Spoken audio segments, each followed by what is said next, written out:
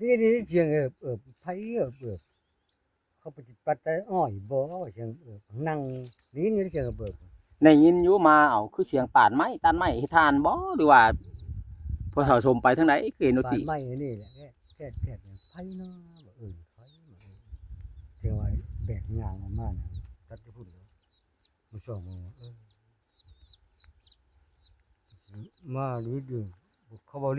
ลีแล้วก็มาช่อง3เถื่อจังพอเด้ แม่นเอามา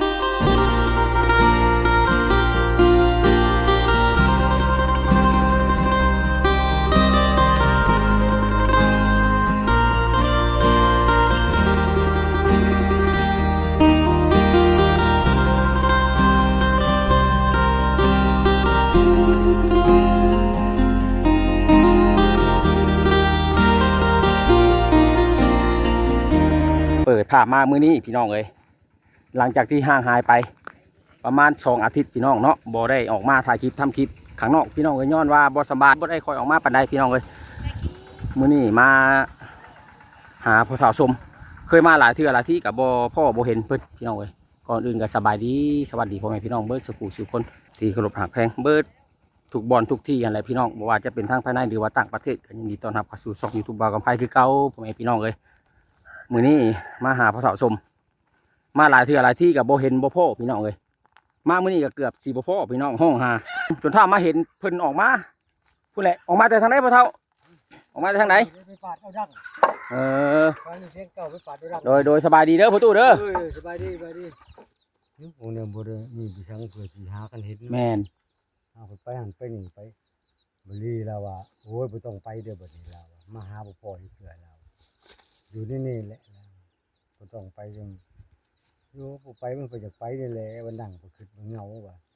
เอาไปอยู่ตรงโน้นป่าใครได้บ่สู่คิดได้หาอยู่หากินใช่มองไปอยู่ตรงป่าพอได้อยากได้กินเนาะไปหาไปนั่นแหละ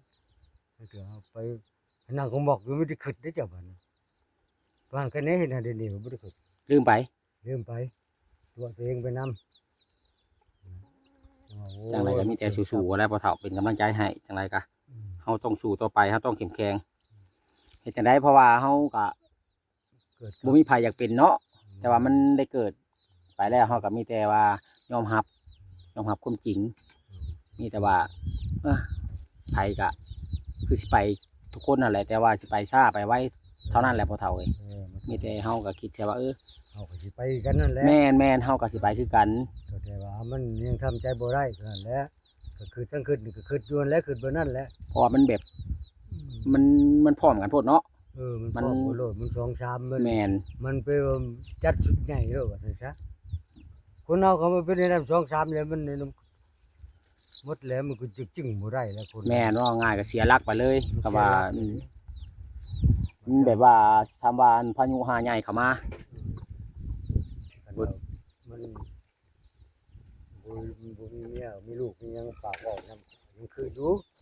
ลูกมีหลานบอกใครอยู่อันนี้บัดอยู่ผู้เดียวมันก็บ่ให้คิดมันก็ยากเลยเนาะไม่คิดมันก็อยู่บ่ได้แล้วอยู่ผู้เดียวเนี่ยมันก็คิดแบบนี้แหละมันคิดมาแบบมันต่ำอยู่บัดนี้พ่ออยู่เนาะภาพก็ดีไปหาอยู่หากินกันแบบคือความกุดุกถูกอย่างกันผัวบ่าวเมียสาวเราบ่ได้ผิดกันจักเทื่อบ่ได้ผิดของต้องเที่ยงกันถูกอย่างกับพ่อกันพาหาอยู่หากินมีหยังก็ซอยกันนักเบาก็ซอยกันเบาซอยกันหานั่นเถอะเราก็อยู่เรือนเองก็ไปหาของอยู่ของกินมาหาหน่อไม้หน่อมาโดยให้เราเฮ็ดอยู่กินคงบ่ได้นิ่งในใครเหนื่อยก็โดยบ่มาล้มหายตายจากกันแล้วบัดนี้ขึ้นแล้วทั้งพ่อเฒ่านี่บ่ได้เป็นคนบ้านดงพุงเองเลยบ่คนสว่างพ้นสว่างทางอาชีพบ่โอ้สว่างบ่สร้างนะแกโอ้มันบ้านท่าสว่างนี้มันท่าสว่างมาสู่เมียอยู่พี่มาสู่เมียจะต้อง183นึงเลยเอาเมียอยู่ที่ไปศาสนาพุทธคือกันแล้วโดยมาสู่ลูกหาเมียเนี่ยเขาศาสนาคริสเตียนของเขานี่โดยศาสนาใดก็มีแต่เพิ่นสอนให้ดีเฮ็ดความดีนั่นแหละพ่อเฒ่าเอ้ยเฮามันจังไดก็มันขึ้นกับจิตใจเฮาเนาะเฮานับถือแนวใดเฮาก็แต่ว่าเฮาก็แม่นเฮ็ดเป็นคนดีคือทุกๆศาสนาเพิ่นก็สอนมีแต่ความดีๆนั่นแหละสอนเฮาดีแม่นหักแพงแบ่งปันช่วยเหลือกันไปส ศาสนาใดกะคือกันนั่นแหละ ศาสนาเนี่ยก็ดีคือกันนั่นแหละ หนึ่งข้าวหนึ่งน้ำแล้วบ่มื้อนี้นะ ฮะ หนึ่งแล้วบ่ข้าวมื้อนี้ หนึ่งแล้วจะเช้าเพิ่นได้กิน โอ้ หนึ่งแล้วยังเพิ่นได้กินยังเพิ่นได้กิน เอาสา ปั บา ด นี้ ไม่ดังให้ก่อนว่าจะ โดย กิน โดย หรือจะกินข้าวมื้อละคาบ2คาบมื้อละคาบเพิ่นเทื่อก็3-4โมงกินแล้วก็แล้วไป อืม ไป สาบานนี้พี่น้องฉันก็สิบ่รบกวนทางพ่อเฒ่าเพิ่นให้เราเฮ็ดเวียกหรือว่าให้เรามันเฮ็ดอยู่กินพี่น้องเอ้ย เฮ็ดให้มันนี่แหละบ้านเราก็เฮ็ดปานดังน่ะพออยู่ขึ้นนี่ โดย จังได๋บ่รีมาฮอดโอ้บ่ทันแล้วบ่ได้พออยู่อ้ายเดี๋ยวเฮ็ดเนาะ บ่แล้วก็เนาะเฮ็ดผู้เดียวมันหาอยู่หากินแน่จักสิเฮ็ดเฮือนแน่มันก็ค่อยเป็นค่อยไปแหล้วพ่อเฒ่าเอ้ย จังว่าพอเฮ็ดไปนี่สิเฮ็ดให้มันแล้วจังได๋เพิ่นมาสิมาจอบอีกเทื่อนึงแหละเพิ่นน่ะเอ เพิ่นก็สิมาจอบกันแล้ว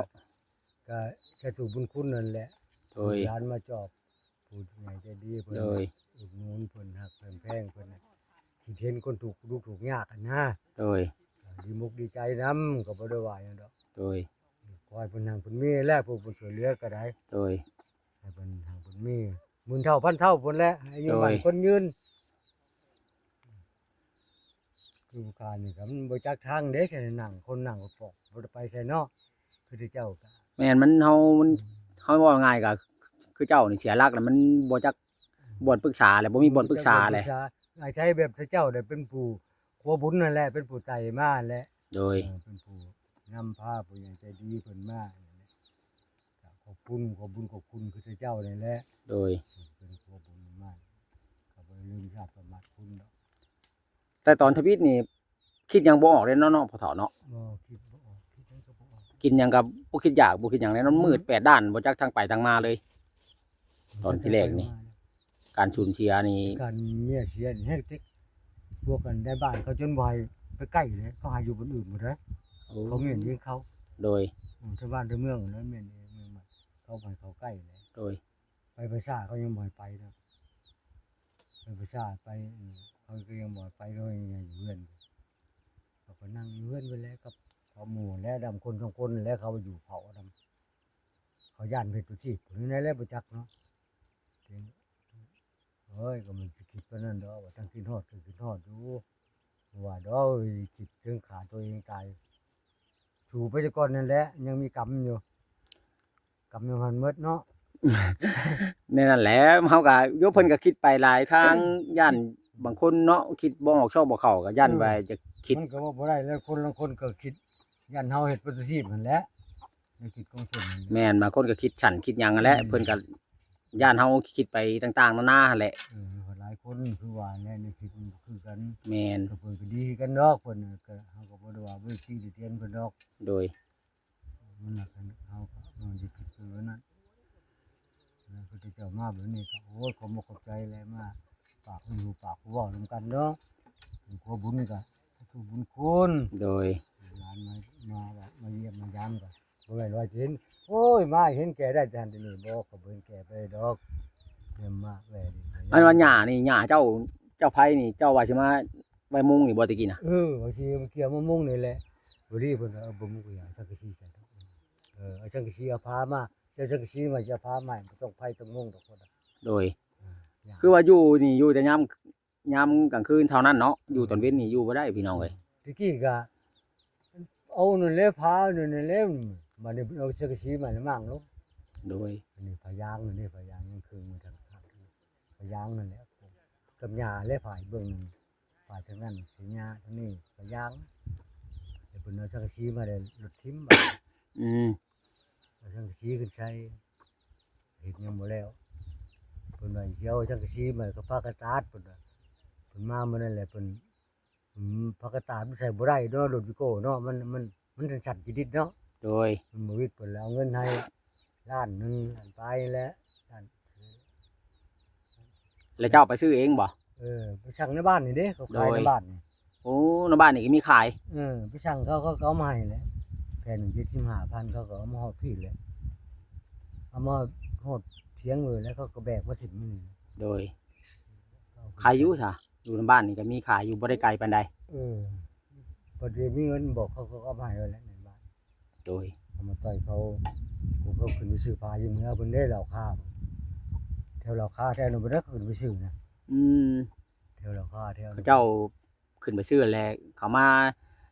ห้านขายอยู่ในบ้านนี่แหละเจ้าไปสั่งเขา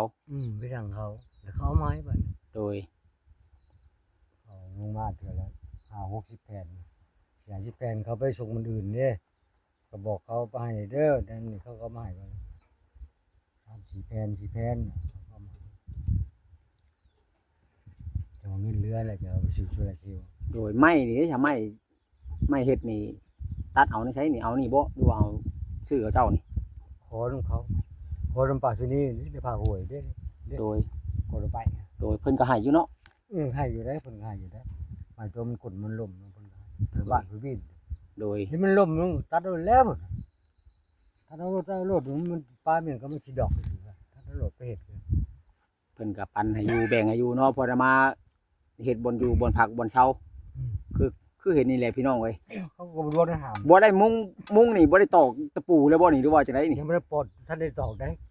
เอาไม้แนบไว้ซื่อ มันแล้วเด้ ๆยังสิตอกอยู่เนาะ มันตอกอยู่แล้วบ่ตอกมันก็ล้มเฮ็ดเพิ่งแหละ คันว่ามัดไว้ลมมานี่ยันปิวไปเบิดเลิกเบิดไปเบิดหลังนี่แฮงเวรนี่สิบ่มีหยังอยู่อีก คอยตายแล้วแล้วยกกลางขึ้นแล้วจังสิตอกนะมื้อแรกยังได้สิตอกเลยเพิ่นเดี๋ยวอ่อนแล้วก็ตะปูตอกแล้วบาดตะปูตอก ตอนนี้มันร้อนมันขึ้นบ่ได้หรอกตอนนี้มันแดด เดือมตาดิ ตะปูนี่มีแล้วเนาะ มีแล้วเพิ่นซื้อมาให้กบเบิดกตีก็ตอกเพิ่นซื้อมาหมดบ่รีเพิ่นซื้อมา โอ้ กตีอันหนึงตะปูโลนึงตะปูตอกมันแน่ๆแล้วทำไม ตะปูมุงแน่ตะปูตอกแน่ ทำไมเพิ่นเอามาให้มันเฮ็ดเองได้อยู่ดินโอ้ยได้อยู่ดอกว่าเอายากเวียกพุ่นไปเลยแล้วว่าก็จะถูกบุญคุณอยู่ พายหนึงจักแผ่นนี่มัน หา ป แผ่ ระ น ตูพายละ5แผ่น หาแผ่นเพิ่นยากเบิดซ้ำดอกขี่ๆกันไปซื่อ โดย ๆถิ่มมันไปถิ่มพอนั่นซื่อ โดย เอาหยาเอามาคือสิกวงอยู่ดอกมันบ่พอก็เงินก็จังเหลือก็สิเอาไปซื้ออีก โดย ยังเหลือเงิน300,000 เหลืออันว่าซื้อโซลาร์เซลล์นั่นบ่ เหลือสิจุลาเซลลกับซื้อพานแหละเงิน โดย เพิ่นให้เด้เงินนั้นไปนะมันซื้อพาเด้อเพิ่นว่าซื้อพาแน่ซื้อจุลาเซลลก็แน่บ่เห็นดูก็ซื้อจุลาเซลลเท่านั้นแล้ว เพิ่นบ่ทันมาจอบเนาะ อืม ทางบาลีน่ะเพิ่นยังคาเวียก อืม ขึ้นทางเหนือบ่ทันลงมาพี่น้องเอ้ย ท่านลงมาขึ้นเนื้อก่อนเนาะสิขึ้นเนื้อก่อนเอาสิลงมาจอบอยู่ดอกพุ่นน่ะ อืม เอาจังสิมาจอบจะอยู่ดอก โดย แล้วก็มาเรื่อยอยู่ได้โอ้ละมาสิหาเถื่อเด้อบ่ดี เฮามา3เทื่อ3ในพ่อเจ้านี่ อืม มาก่อนนี่บ่เห็น มากับบ่าวน้อยกับห้องหาชะม้อย น้อยจึกขึ้นเนื้อบ่มาน้อยนึง มาเลยติอยู่บ้านนี่แล้ว มาบ่ได้เห็นเพิ่นออกไปข้างนอกมาเลยชวนกันกับเพิ่นนะ อืม เฮามาเมื่อกี้นี่นะ มื้อชื่อนี่เจ้ามันไผมาคนขาวๆเลยน้อยดอกผู้ผู้บ่าวนะ บ่แม่นบ่บ่าวแอนนะ บ่แม่นบ่าวแอนบ่แม่น บ่แม่นบ่ ผู้นึงหมอนี่คือมันดอกมันอยู่พักยาบ้านโน้นนี่นะน้องพักนี่นะโอ้ไป ผู้ใดเด้เนาะ มันก็เข้ามันกลายไปนี่แล้วหมอเข้ามาอีกนี่ก็กลายไปเขาเถื่อได้มันมาหมอนี่น่ะ โดย มาตะบิดแน่มากับหมอนี่กลายคือไปแถวนี้แหล้วหมอคือเป็นเนื้อพุ่นว่ะ อืม จังไปจังเลยเด้อ เฮ็ดเวียกซะพ่อเฒ่าจังไดกะอยู่ดีมีแฮงเด้อสู้ๆเด้อพ่อเฒ่าเด้อสบายดีพ่อเฒ่า โดยสบายดี เดินทางปลอดภัยเด้อ โดย อยู่ดีไม่แห้งอยู่มันคนยืน โดยเช่นกันพ่อเฒ่า ให้ร่ำให้รวยเมื่อหน้าเมื่อใดก็ได้ โดยถูกพี่น้องเอ้ยเนาะให้สมพรปากเด้อพ่อแม่พี่น้อง นี่แหละพี่น้องเอ้ยมา3เทื่อจังพ่อพ่อเฒ่าสมเพิ่นบ่พักบ่เช้ากันนี่แหละน้อยบ่ใหญ่ก็สิประมาณนี้พี่น้องเอ้ยทางประตูเพิ่นเฮ็ดเองเพิ่นคนอยู่ผู้เดียวพี่น้องเอ้ยมีกินกะกินบ่มีกินกะหากินหายากอะไรตามธรรมชาติหาปูหาปลาโดย